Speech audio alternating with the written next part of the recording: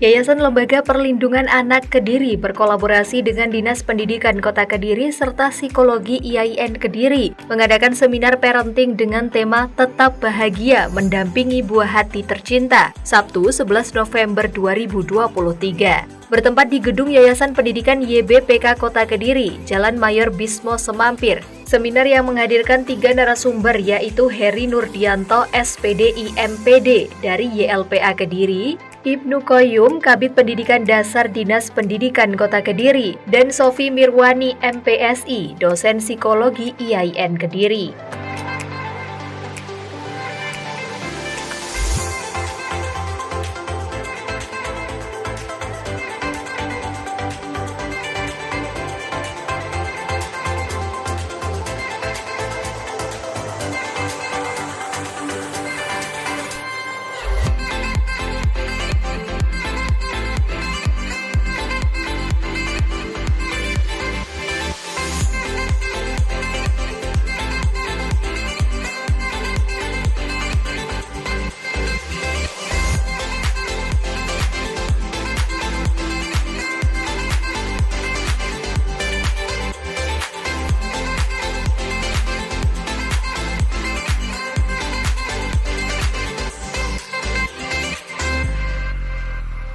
Banyak orang tua yang merasa keberatan mengasuh dan mendampingi anak mereka yang berkebutuhan khusus atau ABK. Padahal orang tua menjadi pilar terpenting yang mempengaruhi tumbuh kembang anak, termasuk dalam dunia pendidikan.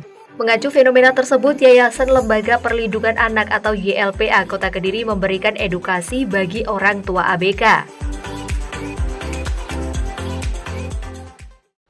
Jalan-jalan ke Kota Madrid hanya untuk membeli sisir.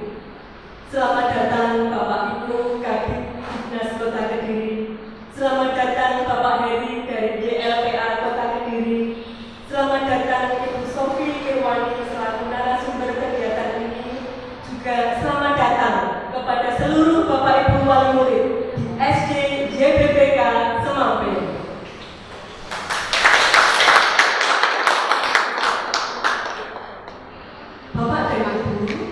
Ada beberapa acara yang akan kita lalui bersama saat ini. Yang pertama, pembukaan. Yang kedua, menyanyikan lagu kebangsaan Indonesia Raya. Yang ketiga, doa. Keempat, sambutan. Kelima, parenting. Keenam, tanya jawab. Dan yang terakhir, penutup. Acara yang pertama, pembukaan, saat ini sudah kita lalui bersama. Oleh karena itu, langsung saja kita akan masuk pada acara yang kedua, menyanyikan lagu kebangsaan Indonesia Raya. Kepada petugas yang terkasih Ibu Ratna Indriani, disilakan. Hadirin dimohon untuk berdiri.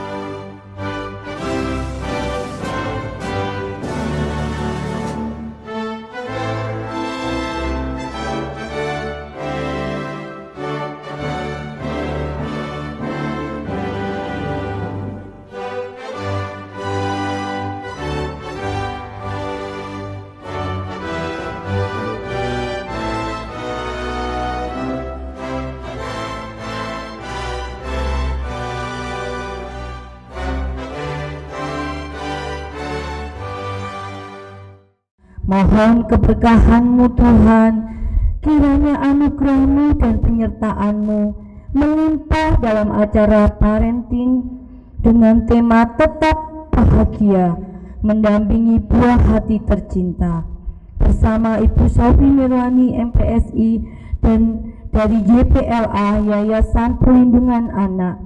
Dalam anugerah-Mu memohon keberkahan-Mu dari awal sampai akhirnya. Biarlah Tuhan, kami alaskan doa dan sembahyang kami hanya di dalam nama Tuhan Yesus Kristus. Kami mengucap syukur dan berdoa. Amin. Sambutan yang pertama akan disampaikan oleh Ibu Tias Widiani selaku Kepala SD YPPK Semampir. Disilahkan. Saya ucapkan Assalamualaikum warahmatullahi wabarakatuh. Shalom. Ya. Saya ucapkan terima kasih atas kerauhannya yang pertama, yaitu Bapak pendeta kami, yaitu Pak Puput, yaitu yang senyum baju merah itu Bu, Pak pendeta kami. Lalu ketua yayasan kami Bapak April Dwinanta. Bisa berdiri Pak. Mungkin ibu-ibu yang lain atau wali murid belum tahu yayasan ini sapa ketuane. Ya, ini Bapak ketua yayasan kita. Saya ulangi lagi, Bapak pendeta kita yang terbaru, yang grace ini Pak Puput. Monggo Pak bisa berdiri. Dan juga saya ucapkan selamat datang kepada Ibu Sofi. Ya, baru kali ini ya Bu ya. Iya, ini merupakan dosen dari IAIN. IAIN itu beda dengan STAIN ya Bu? Sama. Iya, kadang itu kalau teman-teman saya dari STAIN, satunya dari IAIN, saya jadi bingung, ternyata sama, STAIN atau IAIN ya, yang bekerja sama dengan Bapak. Ini sebetulnya penyelenggaranya ini Bapak Heri. Ini sudah lama itu istilahnya ngopeni kami ya Pak ya, bertahun-tahun.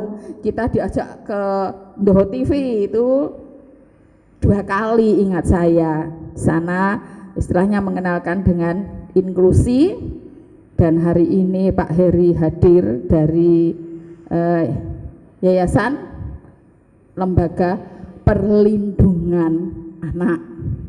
Jadi ini terselenggara berkat beliaunya. Jadi kami SD YPPK hanya menyediakan tempat saja. Terima kasih untuk kerawan juga wali murid yang saya hormati dan yang saya muliakan, karena panjenengan sudah mau hadir dan rawuh di tempat ini untuk bisa bagaimana cara menghadapi anak-anak kita supaya kita tetap bahagia mendampingi buah hati tercinta, walaupun sekarang digembar-gemborkan dengan istilah bullying. Tidak ada bullying, tidak boleh bullying. Ternyata kita di rumah itu masih tetap menjadi orang tua yang plak-plak pada anak-anaknya, pada putra-putrane. Kadang masih ada kalimat-kalimat yang mengatakan, "Kowe iki diomongi goblok." Nah, padahal ini sudah menunjukkan bahwa itu bullying. Nah, bagaimana cara mengatasinya sebagai ibu atau bapak yang tetap bahagia, jadi tidak bersedih menghadapi anak-anak kita yang apalagi zaman sekarang luar biasa. Demikian yang bisa saya sampaikan. Terima kasih untuk perhatiannya. Tuhan memberkati. Sambutan yang kedua akan disampaikan oleh Bapak Heri dari YLPA, Yayasan Lembaga Perlindungan Anak Kota Kediri. Disilahkan. Orang tua itu memiliki peran yang sangat penting, sehingga YLPA Kota Kediri mengajak atau menggandeng orang tua untuk berkolaborasi dengan guru, berkolaborasi dengan lembaga-lembaga masyarakat untuk melakukan advokasi anak berkebutuhan khusus, sehingga anak-anak tersebut bisa terdampingi, bisa hidup nyaman, aman bersama keluarganya di rumah. Koordinator Dewan Pengawas YLPA Kota Kediri, Heri Nurdianto, mengatakan kegiatan ini menghadirkan orang tua ABK. Alasannya karena pilar pendidikan bukan hanya dari sekolah atau guru saja, justru yang terpenting adalah orang tua. Bapak Ibu semua, insya Allah dari kami Yayasan Perlindungan Anak Kediri sudah lama berkolaborasi dengan panjenengan semua, terutama keluarga besar YPPK. Salah satu contohnya misalkan ketika ada anak-anak yang terabaikan hak-hak pendidikannya, dia disuruh pindah dari sekolah asal, kemudian kita tentunya hak pendidikan harus tetap dijamin, tetap dilindungi. Biasanya kami senantiasa berkolaborasi dengan keluarga besar YPPK ini untuk menerima peserta didik tersebut. Sudah banyak sejak tahun 2014 kita sudah berkolaborasi dengan sini. Mudah-mudahan kerjasama yang baik ini tentunya ke depan selalu akan kita tingkatkan bersama. Bapak Ibu semua, tentunya akhir-akhir ini marak terjadi kasus-kasus kekerasan seksual terhadap anak, dan pelakunya tentunya kadang kita tidak bisa menduga atau tidak bisa membayangkan pelakunya adalah orang-orang terdekat, ternyata seperti itu. Dan itu tentunya membutuhkan kerja keras, perhatian dari kita semua agar bagaimana anak-anak kita bisa terlindungi dari berbagai bentuk kekerasan, terutama kekerasan seksual. Jadi di Kota Kediri ini dari tahun 2023 ini ya setidaknya terjadi sekitar 8 atau enggak 10 kasus kekerasan seksual, dan itu pelakunya adalah orang-orang terdekat. Selamat datang Gus Ibnu, monggo. Jadi kami berpesan kepada panjenengan semua untuk senantiasa untuk menjaga buah hati kita semua. Kita tentunya jangan terlalu percaya terhadap orang-orang yang mungkin kita percaya untuk menjaga anak-anak kita, tapi pada kenyataannya orang-orang tersebut menjadi pelaku tindak kekerasan seksual kepada anak-anak kita. Jadi pesan saya itu nanti untuk lebih mendalam terkait pola asuh anak, terkait parenting, terkait bagaimana kita bisa menjadi orang tua yang baik, yang bisa melindungi buah hati kita, nanti akan disampaikan oleh narasumber Ibu Sofi. Dari saya cukup sekian. Mudah-mudahan pertemuan pada pagi hari ini senantiasa mendapatkan berkah dari Tuhan Yang Maha Kuasa. Akhirul kalam, wallahul muwaffiq ila aqwamit thoriq. Wassalamualaikum warahmatullahi wabarakatuh.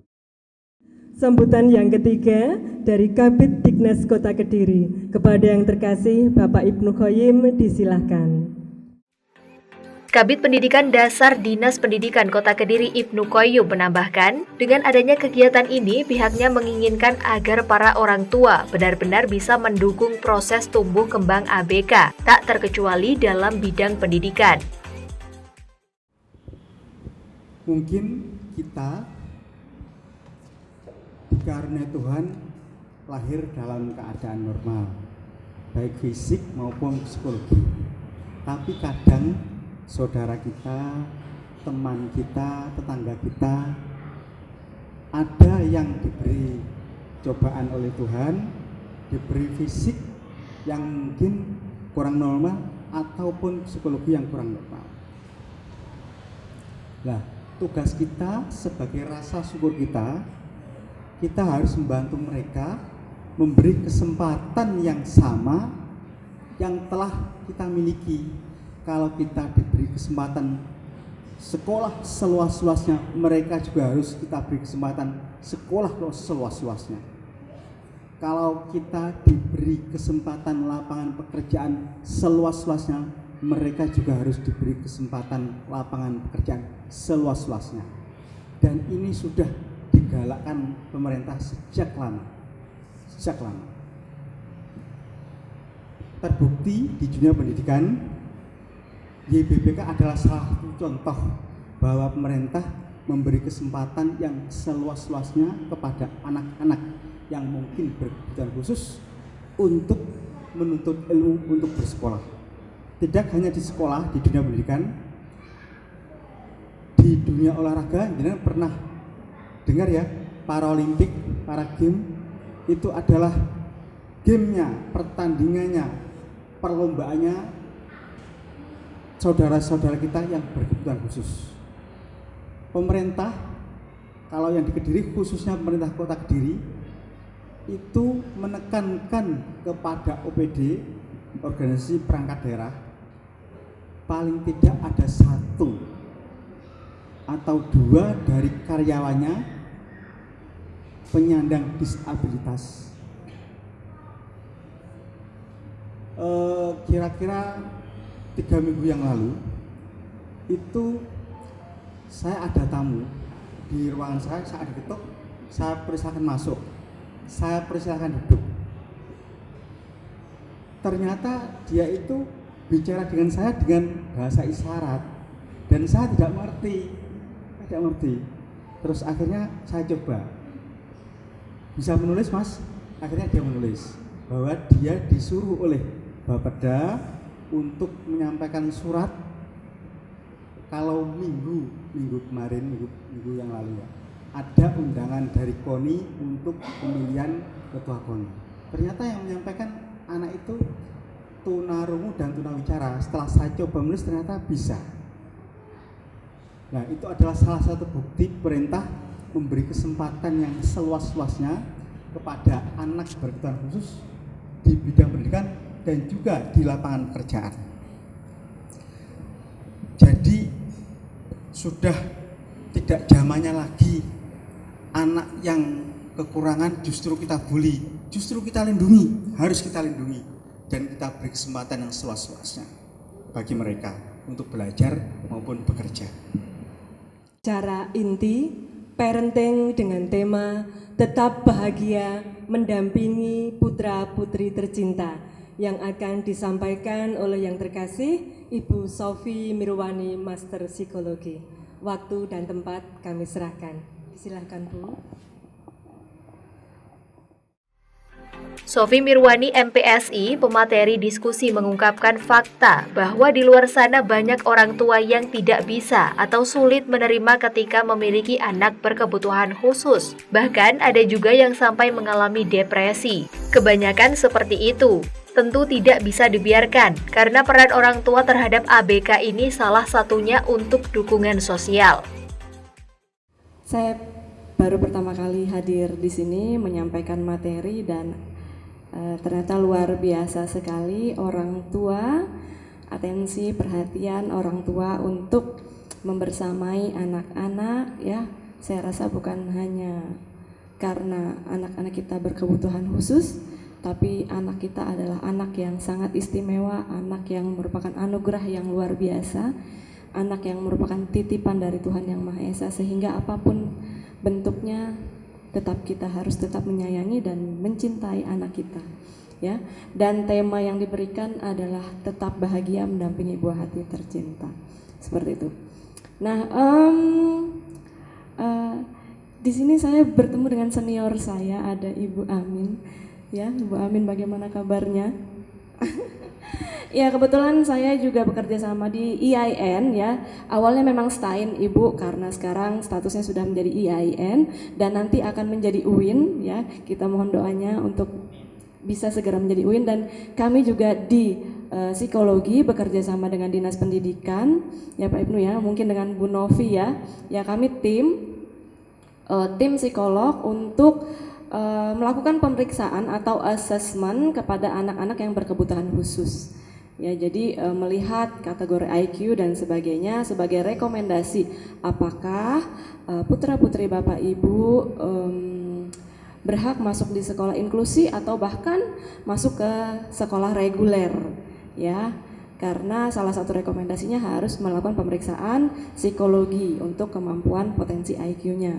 Kami juga bekerja sama dengan YLPA atau PPA DP3 Bapak untuk pendampingan kasus-kasus seperti yang disampaikan Pak Eri dan Pak Ibnu tadi, kasus-kasus kaitannya ya banyak ya, kekerasan seksual, memang ya bully dan sebagainya, yang mana memang Kota Kediri ini masih terbilang rentan mendapati kasus-kasus terkait dengan kasus-kasus anak ya.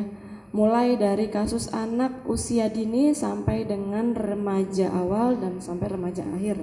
Ya, banyak sekali ya sekarang kasus anak pelecehan seksual, kasus bully, kemudian kasus bunuh diri, percobaan bunuh diri dan sebagainya. Banyak sekali kasus-kasus yang sudah ada di Kota Kediri.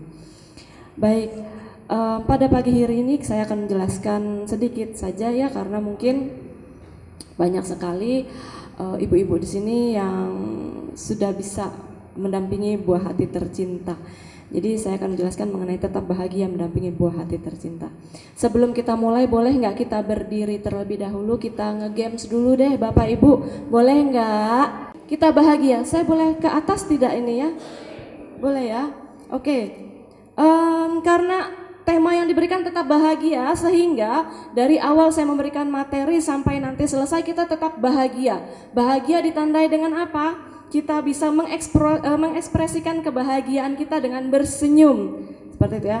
Saya mau bermain dulu deh, bermain dulu. Nah, bermain boleh nggak ya kita mengajak bermain? Kita mau main tangkap beruang, boleh nggak tangkap beruang? Boleh ya? Tangkap beruang atau berpasangan nih? Tangkap beruang aja deh ya, tangkap beruang. Jadi mohon maaf Pak Ibnu, saya ajak bermain deh. Oke, jadi posisikan tangan kanan Anda, mengangkat telunjuk di tangan kanan, ya. Kemudian tangan sebelah kiri, ya, menghadap ke bawah, ya. Jadi posisi telunjuk tangan di sebelah teman Anda, ya, itu berada di bawah telapak tangan. Nah, oke. Jadi saya akan membacakan cerita. Ketika saya mengatakan beruang, maka silahkan tangkap telunjuk tangan teman Anda yang ada di sebelah. Nah, ya, jangan sampai tertangkap ya, teman yang punya telunjuk, jangan sampai tertangkap. Yang tangan kanan telunjuk, yang sebelah kiri tangannya menghadap ke bawah. Saya akan menceritakan petualangan seekor beruang. Oke. Iya, hati-hati ya, Pak Eri dan Pak Ibnu, hati-hati, jangan sampai tertangkap Pak Ibnu, ya. Oke, siap, dengarkan, saya akan membacakan cerita. Pada suatu pagi, ternyata di suatu pagi hari yang cerah, suatu pagi yang sangat indah, tiba-tiba datanglah seekor beruang. Wah, hati-hati ya. Ya, ditangkap ya telunjuknya ketika saya mengatakan seekor beruang, ya, silahkan langsung menangkap telunjuknya. Ya, saya ulangin ceritanya, tes, ya. Ada seekor hewan yang sangat kelaparan, dia mencari seekor mangsa. Ya.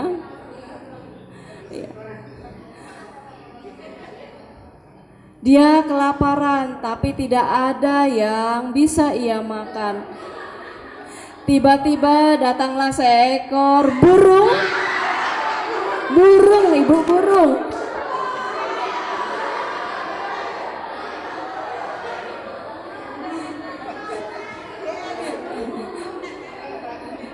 Iya, ya. Konsentrasi, fokus ya. Seekor burung, tapi ia tidak mau memakan burung tersebut karena dia merasa dia tidak akan kenyang. Tiba-tiba ia berenang. Tidak ada mangsa yang bisa ia dapatkan karena seekor beruang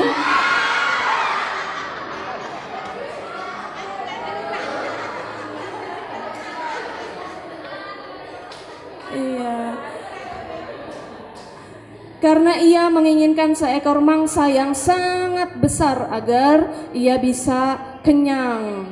Dia berjalan mencari mangsa, tapi yang ia dapatkan adalah biri-biri. Oke, ternyata beruang. Oke, tepuk tangan buat kita semua Bapak Ibu. Terima kasih. Oke. Baik. Psikolog sekaligus dosen psikologi klinis IAIN Kediri itu fokus pada bagaimana caranya para orang tua tetap bahagia menerima anak yang berkebutuhan khusus. Kita akan mempelajari emosi terlebih dahulu ya. Kita akan pelajari emosi, mungkin bisa di next slide-nya. Ya, jadi bahagia atau kita berbicara mengenai suasana hati itu kita berbicara mengenai emosi ya, mengenai emosi. Bapak Ibu tahu emosi itu ada apa saja?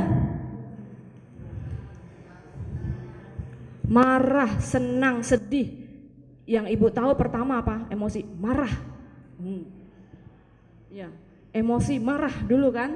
Ya, padahal emosi itu banyak ya Bapak Ibu ya. Ada marah, senang, sedih, kaget, ya kan?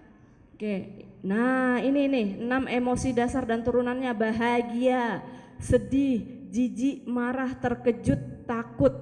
Bahagia terdiri dari apa saja perasaannya? Puas, lega, ya kan? Kemudian riang, damai, ya, bangga, kemudian untung, bersyukur dan bersemangat, ya. Jadi kalau kita sekarang temanya bahagia, berarti kita memposisikan diri kita saat ini bagaimana perasaannya? Puas, ya, damai, sejahtera, semangat, ya kan? Riang, lega. Kalau bahagia itu masih ada yang nyesek nggak di hati, di dada? Tidak ada, semua plong. Ibu bisa ngerasain nggak jantung ibu, pikiran ibu?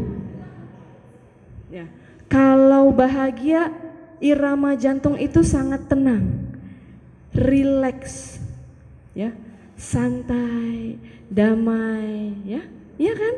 Tapi coba sekarang, kalau posisi ibu emosinya sedang dalam kondisi yang cemas, takut, bagaimana tuh? Ngeri, ya kan?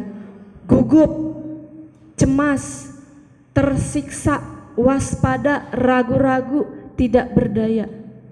Sudah cemas, tersiksa, ya kan? Gugup. Ibu bisa nggak ngerasain di dadanya? Rasanya bagaimana? Ketika dipegang, disentuh dadanya, terasa irama jantungnya, detak jantungnya semakin cepat. Jeduk, jeduk, jeduk, jeduk, jeduk, jeduk, jeduk. Ya, itu akan bisa ibu rasakan. Ya, kondisi takut, kondisi cemas, begitu ya. Itu ibu bisa rasakan. Bagaimana kemudian kalau sedang kondisinya marah? Nah, bagaimana kalau marah? Iri, kesal, benci, murka, cemburu, tersinggung. Rasa-rasanya itu muka ya, kayak di gambar tuh merah semua, ya kan? Ya.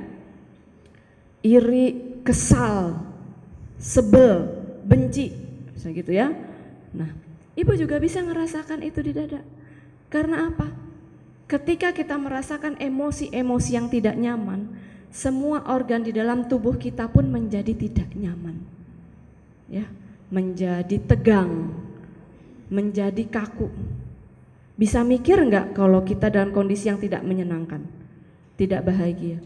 Tidak bisa.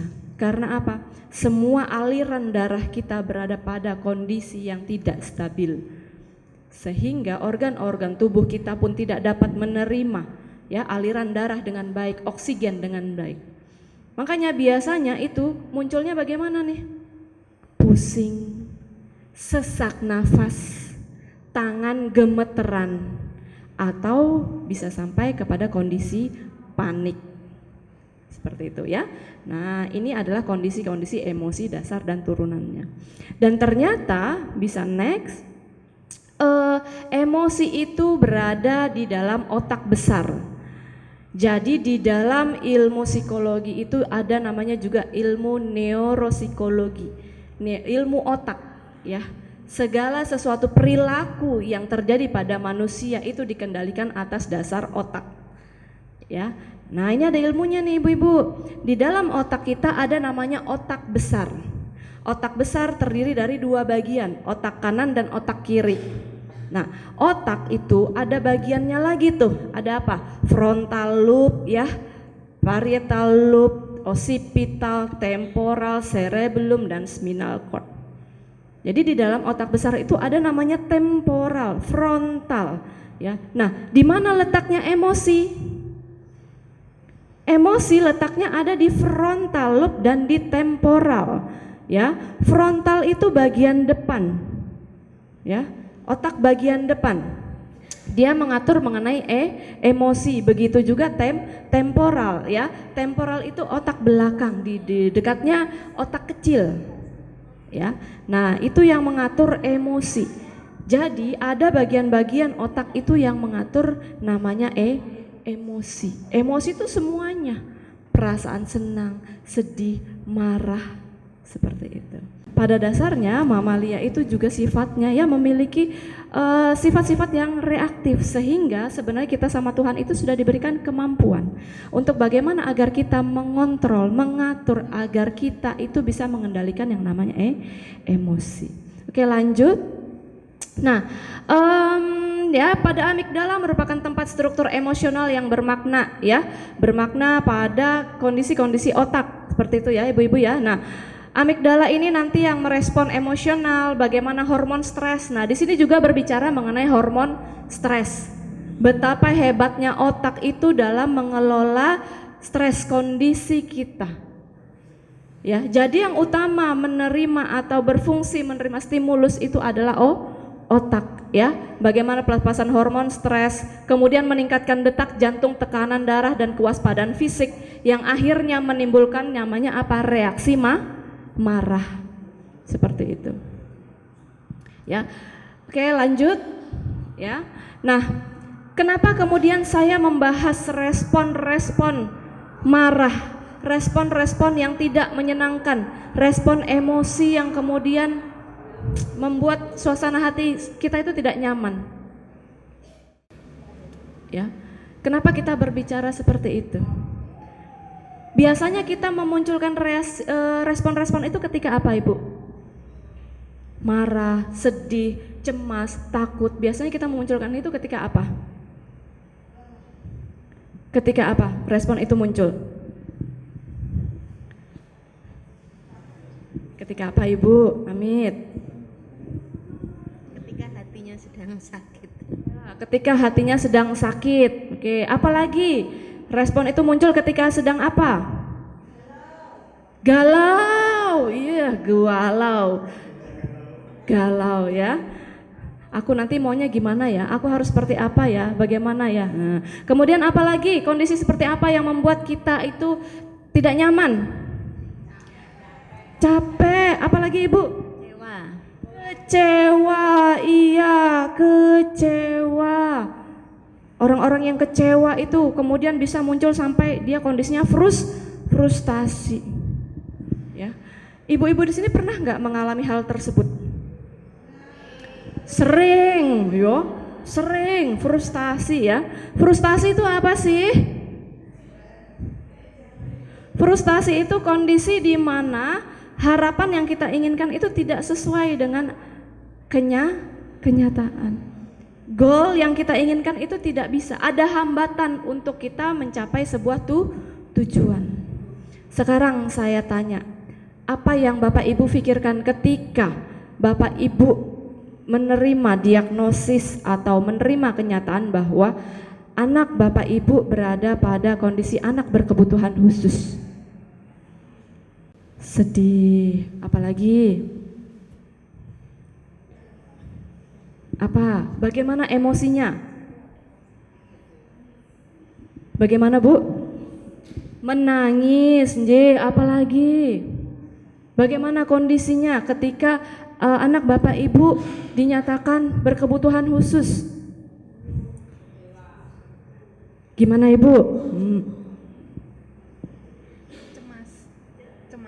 Cemas, iya. Ibu, bagaimana kondisinya?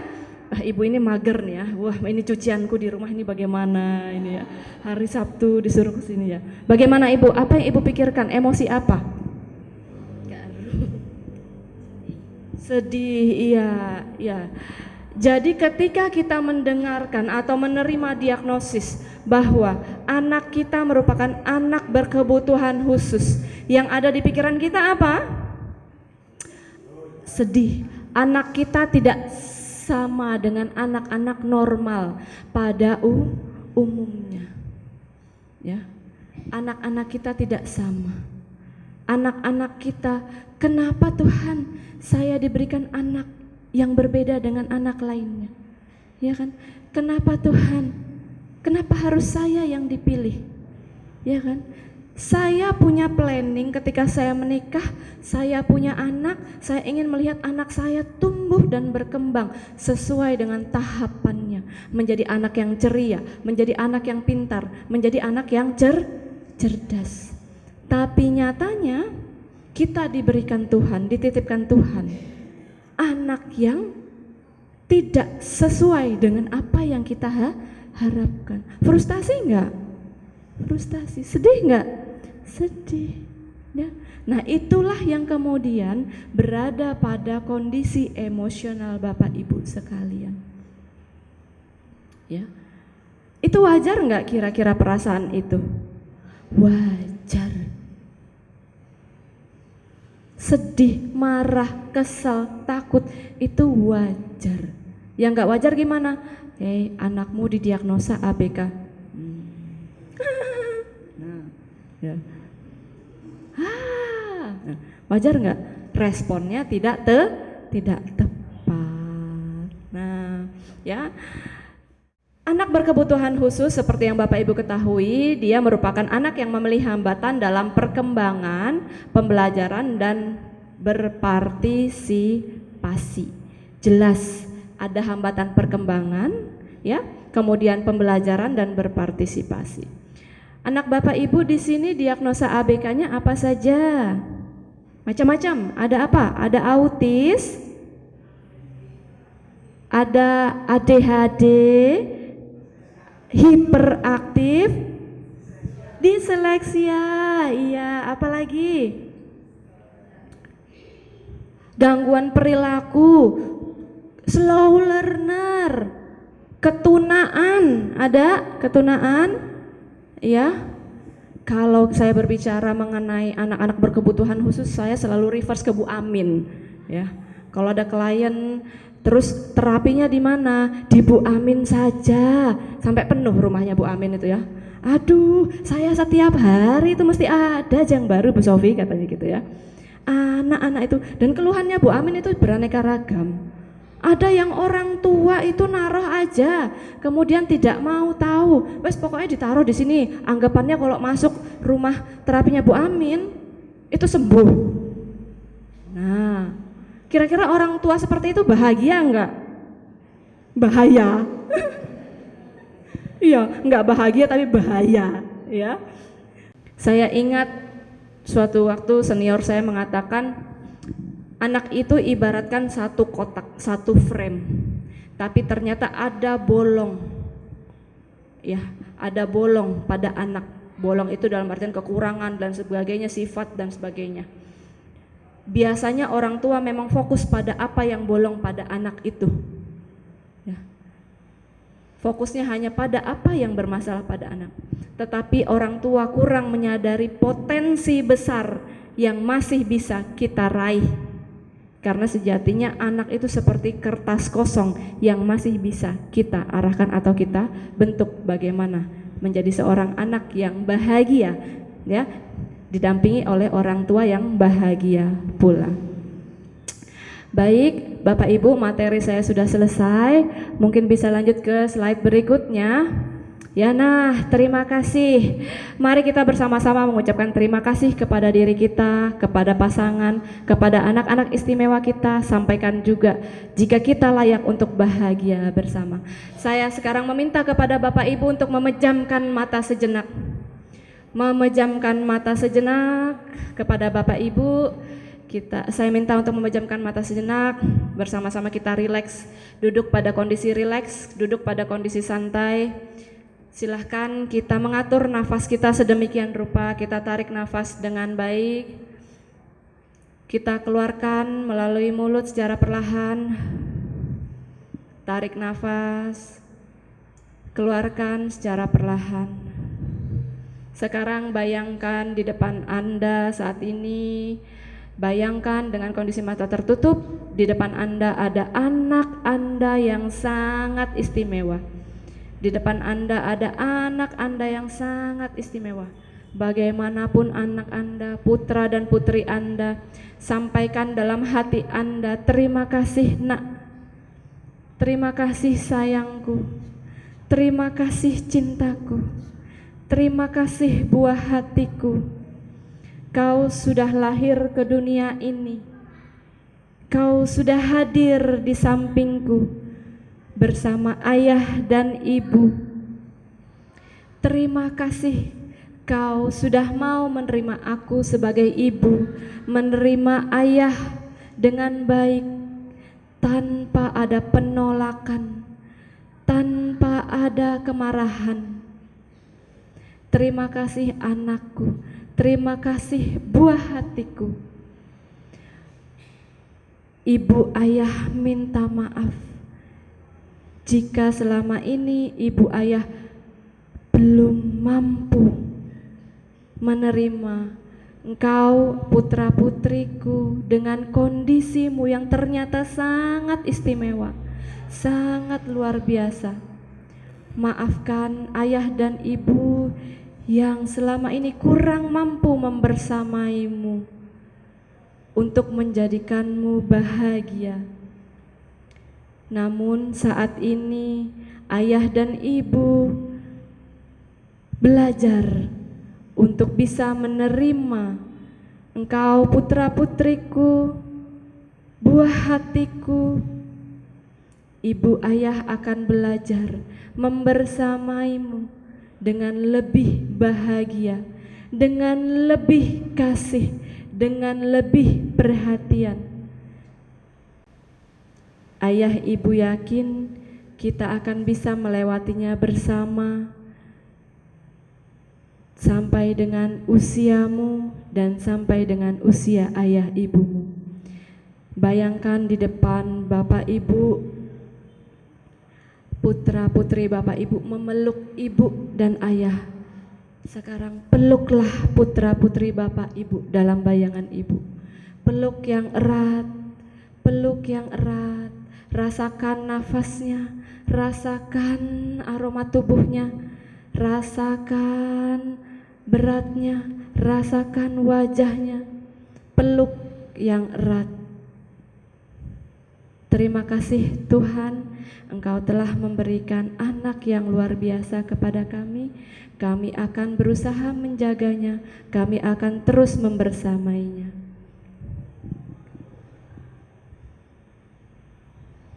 Terus lakukan tarikan nafas secara perlahan melalui hidung, keluarkan perlahan melalui mulut. Terus lakukan sampai dengan kondisi rileks, perlahan Bapak Ibu bisa membuka mata. Baik Bapak Ibu, materi saya sudah selesai. Apapun yang terjadi pada putra putri kita, dengan bagaimanapun kondisi, kita tetap harus menjadi orang tua yang bahagia. Sekali lagi, 2 ke kanan, 2 ke kiri, dan tahan 5 detik. Terima kasih Bapak Ibu untuk hari ini. Semoga Tuhan memberkati. Selamat pagi. Ketika dialog berlangsung, banyak orang tua bertanya soal cara mengelola emosi. Menurut Sophie, orang tua marah, emosi kepada anak merupakan hal yang wajar. Akan tetapi ada tahap yang harus dilalui sebelum mencoba mengelola emosi. Pertama adalah menerima dan mengingat kondisi anak itu sendiri. Dengan begitu, orang tua kemudian bisa mengidentifikasi emosi negatif dan positif, baru mengelola emosi lalu merubahnya menjadi emosi positif. Misalnya saat orang tua memiliki pikiran-pikiran negatif terkait kemampuan anak dalam hal tertentu, pikiran itu harus segera diubah karena dapat mempengaruhi tumbuh kembang anak. Bagaimana kalau kita berada pada kondisi emosi yang tidak stabil, menemui anak ketika pulang sekolah dan sebagainya, terus kita keceplosan marah dan sebagainya ya. Seperti yang saya sampaikan tadi, wajar ketika kita marah dan ketika kita kelepasan dalam mengontrol emosi, ada pada situasi kondisi-kondisi seperti itu. Marah baik secara verbal maupun secara fisik ya, misalnya seperti itu. Nah, ketika kita berada pada kondisi yang kita tidak bisa mengontrol, maka dan itu sudah terjadi, maka secepat mungkin kita feedback kepada anak, atau ketika berada pada kondisi yang sudah tenang, kita emosinya sudah tenang dan anak juga berada pada kondisi yang sudah tenang. Karena begini, biasanya memang anak itu ketika dimarahin ya emosinya langsung tidak stabil ya. Tapi setelah itu kan main-main seperti biasa. Alah itu sudah dimarahin nanti ya biasa aja main lagi gitu kan. Gitu, padahal kita tidak tahu ya apa yang sedang anak rasakan. Nah, itu bisa kita feedback ketika kita mau tidur malam atau dalam kondisi yang rileks. Karena itu tadi, ketika kondisi otak sedang tidak rileks, kita nggak bisa kasih masukan, kita nggak bisa feedback atau kasih nasihat. Jadi dalam kondisi rileks, nah pada kondisi rileks itu biasanya ketika mau tidur. Nah, kondisi otak tuh sedang rileks. Bisa kita feedback ketika kita mau tidur, tadi kita evaluasi. Satu hari tadi, Adek, tadi kayaknya mamah marah ya sama adek. Tadi adek ngerasa apa? Tahu nggak tadi mama marah? Iya, tahu mamah marah. Tadi mamah marahin adek. Tahu nggak tadi mamah marah karena apa? Kenapa? Adek numpahin gelas, numpahin air di gelas sampai gelasnya pecah. Mamah marah. Terus adek, apa yang adek rasakan? Adek sedih, adek takut mamah marah. Maaf ya nak, tadi adek sedih ya, adek takut ya, tadi mama suaranya kenceng. Iya. Nah, kita bisa evaluasi, kita bisa feedback, kita memberikan deep talk ya. Deep talk ya, deep talk itu pembahasan atau berbicara secara mendalam. Mamah minta maaf ya, tadi itu mamah capek nak, mamah pulang dari kantor ternyata menemukan adek menumpahin gelas, harusnya mamah tadi nggak marah ya nak ya. Mamah minta maaf. Nah, ketika kita berbicara seperti itu, anak akan memulai menggunakan penalarannya. Iya mah, sebenarnya tadi adek juga yang salah, misalnya begitu. Karena adek sudah menumpahkan gelas, misalnya begitu ya. Nah, jadi kita sampaikan apa yang dia pikirkan tadi ya, apa yang terjadi pada kejadian tadi, kemudian apa yang dia pikirkan, apa yang dia rasakan, kemudian apa yang selanjutnya, kita evaluasi. Inginnya orang tua itu betul-betul mendukung anak dan berkebutuhan khusus, karena bagaimanapun juga sekolah atau dinas pendidikan memberi ruang, tapi kalau orang tua tidak mendukung akan kesulitan perkembangan si anak. Kalau di kota Kediri sendiri seperti apa Pak perkembangan untuk anak-anak yang berkebutuhan khusus Pak? Alhamdulillah kota Kediri lewat dinas pendidikan membuka ruang seluas-luasnya untuk anak berkebutuhan khusus, difasilitasi, disediakan setiap jenjang mulai dari TK, SD, SMP semuanya diberi jenjang, diberi ruang untuk mereka masuk mengikuti sekolah seperti anak yang lain. Pak, untuk target sendiri untuk anak-anak yang berkebutuhan khusus di kota Kediri sendiri, acara-acara seminar parenting ini akan seperti apa Pak nantinya Pak? Kita bekerjasama dengan Dewan Pendidikan untuk setiap saat menyelenggarakan acara seperti ini. Ini habis ini ada lagi ya Mas Heri ya? Habis ini ada lagi di Kecamatan Mojoroto. Kalau sekarang jumlah anak inklusi di bangku sekolah Wah, saya nggak tahu, tapi yang jelas lembaganya sudah kita sediakan 22 lembaga. Kalau masing-masing, kalau SD itu satu lembaganya ada 5 kali 6, 30, tinggal mengalihkan saja 30 kali berapa lembaga itu. Itu di setiap jenjang Bang, dari TK, SD, SMP, SMA. SMA ada, SMA dulu juga kita yang bentuk, tapi sekarang kan SMA sudah provinsi. Ya, YLPA kolaborasi dengan Dinas Pendidikan dan juga Laboratorium Psikologi IAIN Kediri. Kita untuk akhir tahun ini sengaja melakukan roadshow ke satuan-satuan pendidikan yang melayani anak berkebutuhan khusus di Kota Kediri. Harapan kita dengan kita roadshow mendatangi sekolah-sekolah ini untuk proses workshop dialognya nanti bisa lebih intensif, bisa lebih mengena, bisa lebih mendalam, seperti itu.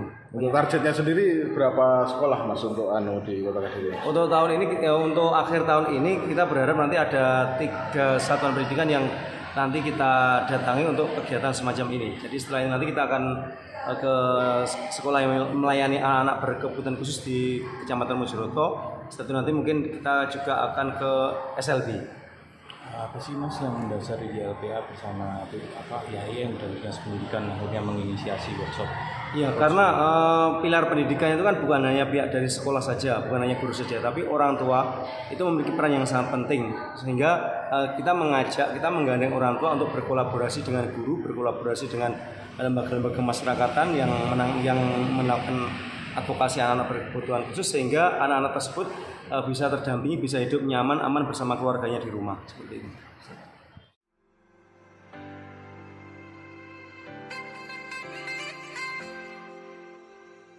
Tim Liputan, The Hot TV.